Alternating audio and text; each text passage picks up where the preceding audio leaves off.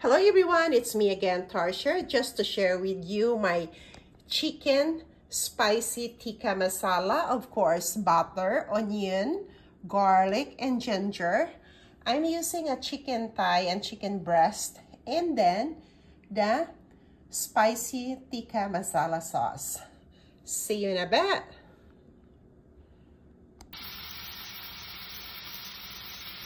So I add already the butter, sesame oil, and garlic, onions, and ginger. So, i-add ko na yung chicken para sabay silang mag-brown ng garlic, onions, at ginger.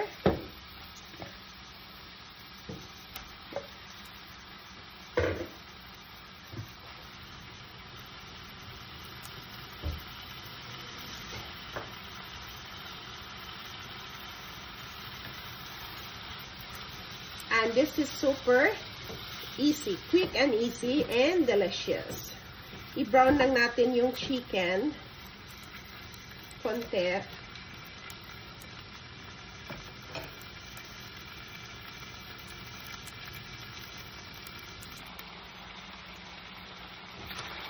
So brown na, golden brown na yung chicken. And yan, ilagay na natin yung ganito ka-brown ang dapat. Or, kung gusto nyo pang i-golden pa, nasa sa inyo yun. Pero ako, okay na yung ganyan. And then, we just add, ready na yung sauce. It's a spicy tikka masala.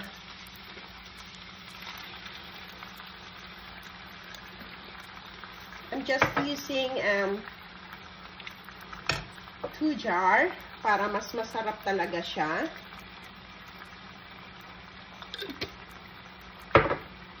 And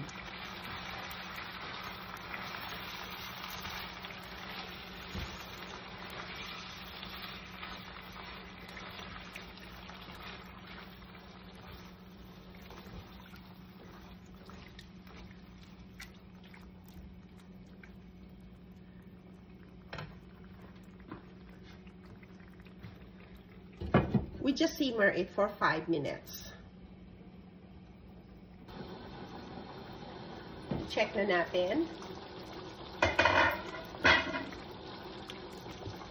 Mukhang spicy talaga siya. And this is my family's favorite. Tikman nga natin.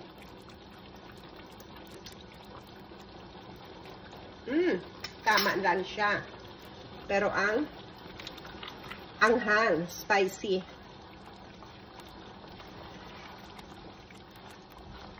Pero paborito nila to.